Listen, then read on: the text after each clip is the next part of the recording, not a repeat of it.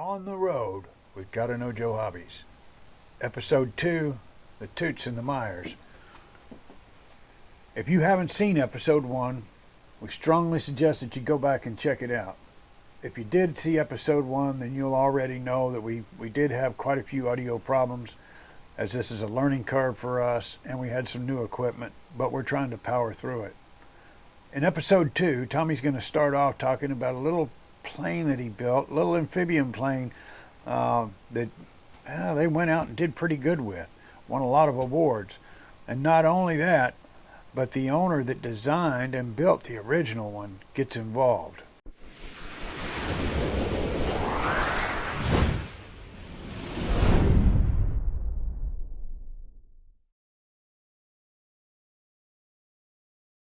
So, when I was 16 years old, I started building this model of the Loening amphibian, and my dad built me, being a jeweler, he made wire wheels for that sucker. I mean, it was scaled to the max. And it was pretty much done when Pauline Glasson in Corpus had told him, says, when that boy's 16, you send him down here to Corpus, and I'm going to teach him to fly. And Lil Toot was already built at this time. So I go to Corpus, and I spend 3 months down in Corpus learning to fly. Dad put the final touches on the Loening amphibian. We flew that, I say we, because he's the biggest part of it. Flew that Loening amphibian 13 times. 1 test flight, 12 first place trophies. Model airplane world. During this time that I was winning these trophies, and taking all the credit, of course, I got a call from a man by the name of Grover Cleveland Loening, who happens to be America's first aeronautical engineer. Really? He said, I saw your picture on AMA, cover of the AMA magazine, with the Loening amphibian. And he said, I would like to offer you $5,000 for that model. And I said, oh, well, Mr. Loening, you know, we built this thing to fly in contests and stuff. And really what it was, I didn't want to disappoint my dad and sell the airplane, and then we have nothing. And back at 16 years old, when all this happened, I didn't know how much $5,000 was worth way back in 1960. Right. It's worth a ton of money. Yes. So I refused. And lo and behold, Grover Loening says, well, Tommy, you know the reason I want that airplane is because in Pensacola, Florida, there were 13 Loening amphibians in a squadron. The 13th airplane was really a utility airplane. And it was one that hauled the admiral around and dignitaries, and when it still had gun turrets on it and everything, but it was an airplane to haul around, to haul big wheels around it. And he said, Tommy, that number on that airplane says 2S-13. And I want you to know, the reason I want it is Charles Lindbergh and I are big buddies. When Charles Lindbergh came back out from Paris on the ship, I sent 2S-13 out to pick him up in the Atlantic. Wow. And that Loening amphibian that you built is the airplane that picked Lindbergh up off the ship. I didn't know that. Right, yeah. And he said, so that's really my desire to have this airplane.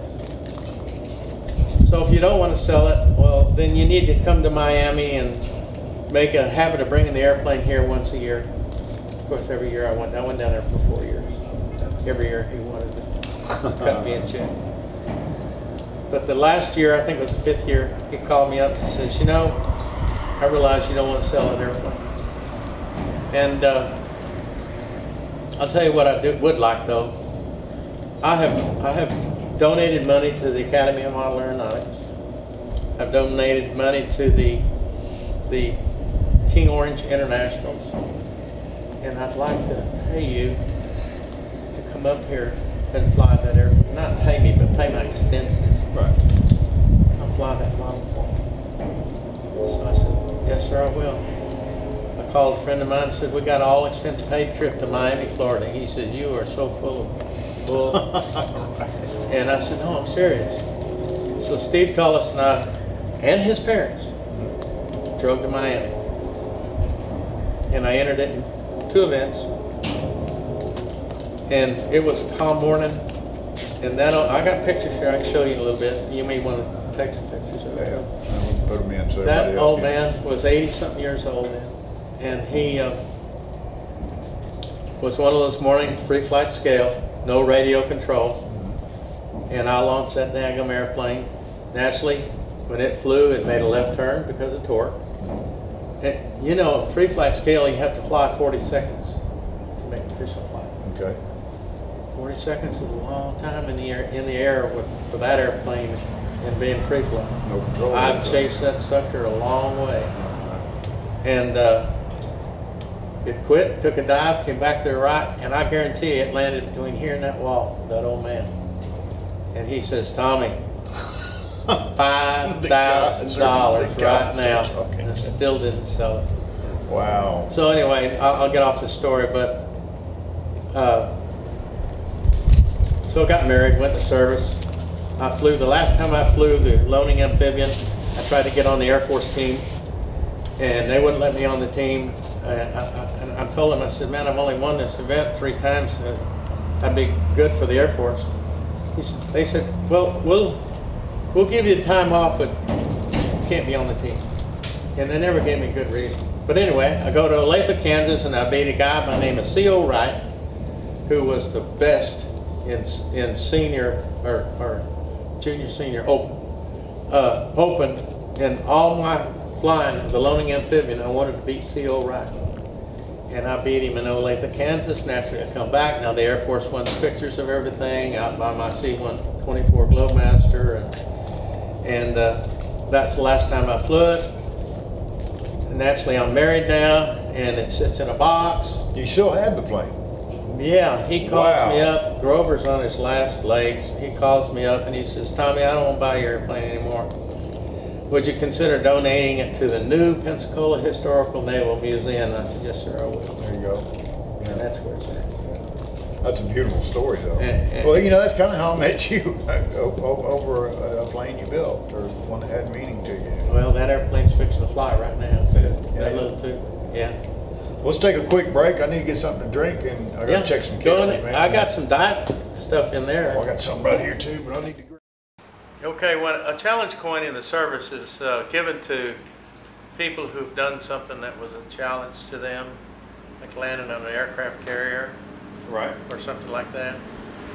So,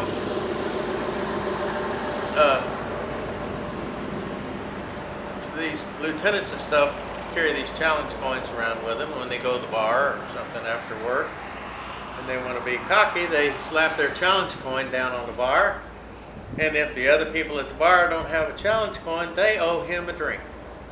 Okay. But if they slap their coins on the bar after he's done his, and they put their coins on the bar, then he has to buy all of them a drink. So a challenge coin is something that's given to a military person that's done something above me on the call of duty, and it was a challenge for him to do this. So hold your right hand out here. What I'm going to present you is, you're going to shake my hand. I'm going to present you Tommy Meyer's challenge coin. All right. On one side, it's a whistle of Lil Toot, and it says George Meyers, famous Lil Toot. And I want you to know that by having this challenge coin, it's the legacy of my dad. Is why we're doing all this. Yes, sir. On the other side of the coin, there's 2 whistles, denote Big Toot, which is 2 seats. 2 whistles, 2 seats. And it's a legacy of George's son, Tommy Meyers. Now, I don't give these to everybody, so I want you to have this. So if you look right here and see, there's a whistle. This is George Meyers' famous Lil Toot. On this side, there's 2 whistles that say Big Toot and Tommy Meyers' Big Toot. You put that in your pocket and you keep it forever. I will. So that's my gift to you. Thank you, sir. That is that's touching. I've given those to a lot of people, only people that I feel like deserve it. So they're way too costly just to be flinging them around. So, How did the Toot thing come about? are we on the air? We are. Lil Toot was finished in 1957, February the 9th, I think, of 1957. I may be wrong with that date, but I know it's February the 57th. And my dad went in the house and said to my mother, you know, we really need to, before we paint this thing, we need to come up with a name. And she says, Tommy's been listening to that Walt Disney record, Lil Toot the Tugboat. She says, why don't we call it Lil Toot? Wouldn't that be cute? And he says, all right. So he went to Walt Disney and asked Disney if he could paint this toot on the side of his airplane. And Disney said, well, I'd really rather I draw you some artwork that I think you ought to put on the nose of the airplane. So he drew that drawing right here, that little toot. And it's been engraved in our family for 65 years. And Wow. so that's where the whistle came from, and that's where the name Lil Toot came from. And there's a big cartoon about it, and I have it on my website. And it's a whole story of Lil Toot the Tugboat, how he got in trouble and took out to sea. And That's the one of the things I regret the most about the timing is I had all of the stuff lined out, you know, for me to go through and to research, and I didn't have the opportunity to do it just because of life, you know. So we're kind of going by the seat of the pants. I did look a couple of things up though, and you know, you're talking about the design here. It said what I read is that he started the design in 1952, along with a drawing to the scaled down version that you were telling us about earlier, and it was ready. Well, it says the production, you know, it was kind of like ready for production in about 58. So I guess that was 57 he completed. 6 years. And then, yeah. 6 years. Yeah. And so there was no production on Lil Toot. There was no, Right. There was no idea for any production. My dad built an airplane like this one right now, and he wanted to have the only Lil Toot aircraft out there. Right. And so I'm going to tell you a little bit of the story about this. A man called him, who was Dad's friend. His name was Arlo Schroder. And he says, George, man, I got to have one of these things. And Dad says, well, I really didn't do a bunch of drawings for it, and I didn't want everybody to have one. And Arlo Schroder says, well, you just need to get with it and get the drawings done.